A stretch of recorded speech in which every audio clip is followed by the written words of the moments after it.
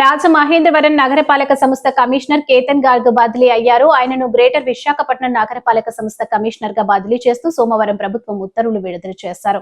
ఇంత అకస్మాత్తుగా ఆయనను బదిలీ చేయడానికి కారణాలు అంతుబట్టడం లేదు. తూర్పు గోదావరి జిల్లా కలెక్టర్ ప్రశాంత్కి కమిషనర్ గా పూర్తి స్థాయి బాధ్యతలు అప్పగించాలని ప్రభుత్వం ఆ ఉత్తర్వుల్లో స్పష్టం చేశారు. ఆయన ఇక్కడ పదవి బాధ్యతలు చేపట్టి దాదాపు ఏడాది కావస్తుంది. పాలనలో తనదైన ముద్ర వేసేందుకు ప్రయత్నిస్తున్నటువంటి ఈ తరుణంలో ఎందుకు బదిలీ చేశారో తెలియడం లేదు. రూరల్ మండల పరిధిలోని గ్రామాలకు ప్రత్యేక అధికారిగా కూడా కేతన్ గార్గ్ సేవలందించారు.